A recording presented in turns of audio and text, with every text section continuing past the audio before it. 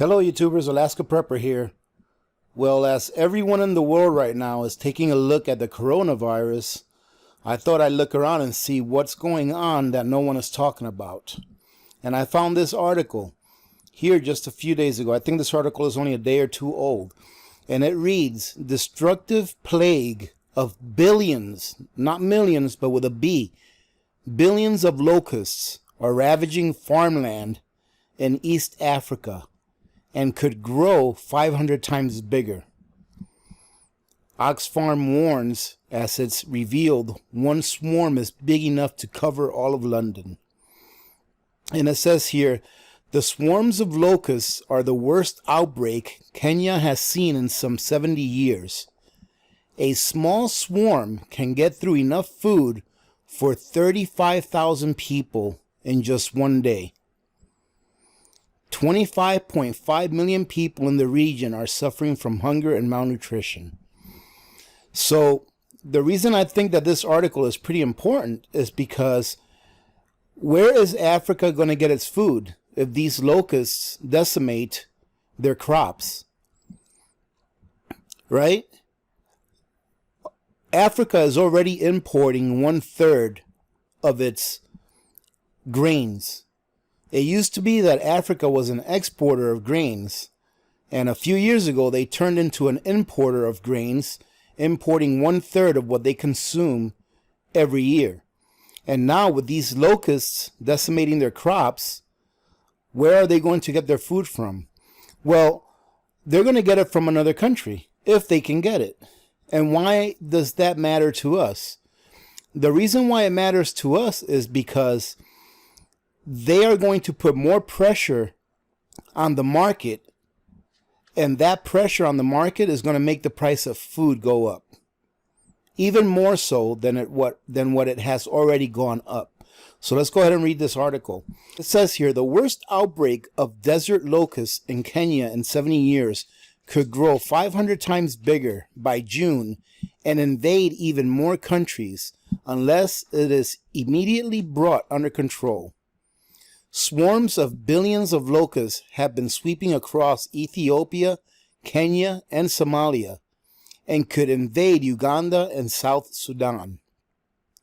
A smaller swarm of millions of insects can get through enough food for 35,000 people in just one day. One swarm is estimated to contain billions of locusts and is big enough to cover Greater London. And they're saying, ladies and gentlemen, that these swarms can grow up to 500 times bigger by, I think it said June. So that is very scary for these people in a land where it is already difficult to grow food and where people are already going hungry. And these are some pictures. I mean, look at that. They're decimating these places. They're eating everything. The regional director of Oxfam, said that 25.5 million people are suffering from hunger and severe malnutrition. A large desert locust plague can contain up to 150 million individuals per square kilometer, with 500,000 locusts weighing approximately 1 ton. 1 ton of locusts eat as much food in one day as about 10 elephants, 25 camels, or 2,500 people. The insects can destroy at least 200 tons of vegetation per day. Wow. Ethiopia has been in continuous drought since 2015, and then recently hit with floods that have all but destroyed the harvest. Look at these pictures. And there's people out there swatting their crops trying to get these locusts off of them. This locust infestation has now destroyed hundreds of square kilometers of vegetation in the Amhara and Tigray regions since November of 2019. The cyclone in early December 2019 made the presence of locusts stronger. Local authorities are addressing the situation, but they need more help. The locust swarms have increased significantly over the past month and across 13 Kenyan counties. Okay, and then it says what counties they were. These same counties have experienced devastating droughts and floods in recent years, and over 3 million people there have been facing extreme levels of food insecurity. The swarms are destroying pasture for livestock, and which will likely devastate the upcoming planting season. In Somalia, tens of thousands of hectares of land have been affected as mature swarms hit the Garbahari area near the Kenyan border. Locusts are also reported to be traveling south to Somalia's Gedo region, leaving a trail of destroyed farms. Operations are underway in the northeast to control the swarms that continue to move toward the central and southern areas. And that's a locust right there. Look at that. It just looks like a grasshopper. Insecurity in some of these parts is hampering efforts to survey and control the infestation. Oxfam is part of a network of local partner organizations that is monitoring how much further damage the locust will cause to local food crops. We are making plans that include providing cash assistance to people with most in need, particularly small holder farms and pastoralists, so they are able to buy food and fodder for their livestock.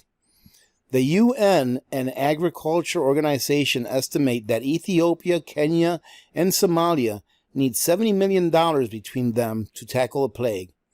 Oxfam is calling on donors to fund this response immediately in order to avoid more people falling hungry and using up whatever assets they have to buy food. Let's see, and that was it for this article, ladies and gentlemen. So it seems that Africa is going to have a really tough year this year if they don't get this locust problem under control.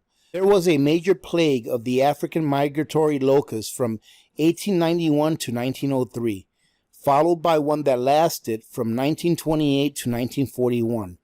For many years after that, the African migratory locust was in recession, which perhaps lulled the authorities into a false sense of security. The Sahel region experienced several years of drought in the late 70s and early 80s. The rains and more normal weather returned in 1984, providing ideal conditions for the locusts to breed abundantly. As well as the African migratory locusts, the Senegalese grasshopper, the red locust, the brown locust, and the desert locust were flourishing in various parts of the continent at the same time.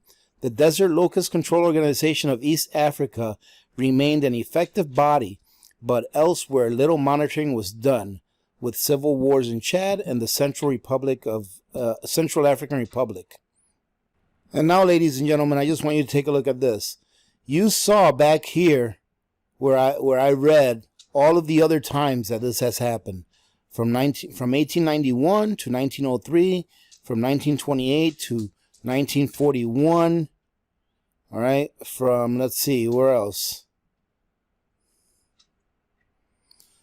In the 1970s, in the early 80s,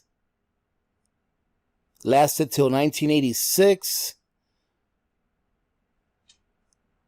In 1992, all of these other times in history that this has happened in Africa, all of these locust plagues, right? Now, if you come here and take a look at this, skies go black in Africa, or skies go black in Africa's worst locust plague in decades. Locust invasion is the biggest in Ethiopia and Somalia in 25 years and the biggest in Kenya in 70 years. A changing climate has contributed to exceptional breeding conditions. And this is what I wanted to get at. A changing climate. And there's other articles. There are plenty other articles where it says that climate change is to blame for this locust uprising that's going on right now. So make sure you read between the line when you take a look at these articles. All right, they're going to try to blame it on us humans in one way or another. This is part of a cycle that happens every so many years, as you just saw, of all the other times that has happened throughout history. All right, now I'm not an expert in locusts. Make sure you do your own research, ladies and gentlemen, but that's what I see happening here. This is part of a cycle that's going to continue to happen again and again and again. It just happens that Africa is getting it now. It happens in desert or arid areas, all right, where there's deserts around, because the eggs and the locusts go dormant when there's no water. So like I said, do your own research, ladies and gentlemen, and check it out and see what's going on.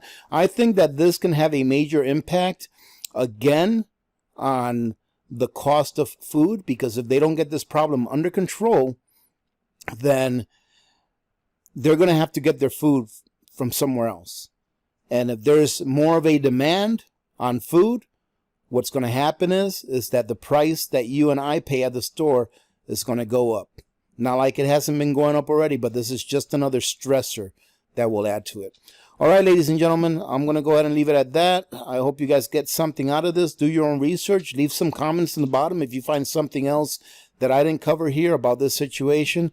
But like I said, I wanted to cover something different from what's going on with the coronavirus, because it seems that a lot of people are talking about that, and it's a good thing that they're talking about it. I think we ought to be informed about what's going on with that, but I wanted to go ahead and also let you guys know that this is going on as well, and this will have long-term implications just as well. So having said that, remember to be good to each other. When good people do good things happen. Remember to reach one, teach one, and repeat. If we all did this, the world would be a better place, and you know that it will be a better place. Many blessings to all of you and your families. This is Alaska Prepper, and I am out.